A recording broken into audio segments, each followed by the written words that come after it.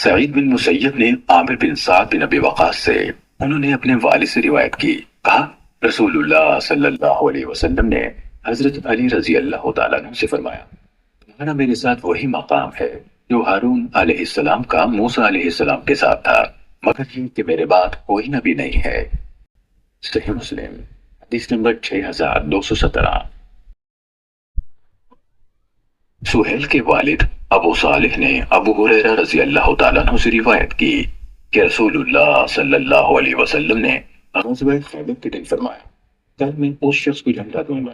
جو اللہ اور اس کے رسول صلی اللہ علیہ وسلم سے محبت کرتا ہے، اللہ اس کے ہاتھ پر فتح عطا فرمائے گا۔ حضرت عمر رضی اللہ تعالیٰ عنہ بن خطاب نے کہا، ایک دن کے علاوہ میں نے کبھی امارت کی تمنا نہیں کی۔ کہا میں نے اس امید میں کہ مجھے اس کے لیے بلایا جائے گا اپنی گردن پہنچی کی، تو رسول اللہ صلی اللہ علیہ وسلم نے حضرت علی بن ابی طالب رضی اللہ تعالیٰ عنہ کو بلایا، ان کو وہ جھنڈا دیا اور فرمایا، جاؤ پیچھے مڑ کر نہ دیکھو یہاں تک کہ اللہ تمہیں فتح عطا کر دے۔ کہا حضرت علی رضی اللہ تعالیٰ عنہ کچھ دور گئے، پھر ٹہر گئے، پیچھے مڑ کر نہ دیکھا اور بلند آواز سے پکار کر کہا، اللہ کے رسول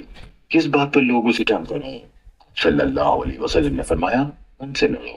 یہاں تک کہ وہ اس بات کی گواہی دیں کہ اللہ کے سوا کوئی عبادت کے لائق نہیں اور محمد صلی اللہ علیہ وسلم اللہ کے رسول ہے۔ اگر انہوں نے ایسا کر لیا تو انہوں نے اپنی جانیں اور اپنے مال تم سے محفوظ کر لیے، سوائے یہ کہ اسے شہادت کا حق ہو اور ان کا حساب اللہ پر ہوگا۔ صحیح مسلم حدیث نمبر 6222۔ ابو حازم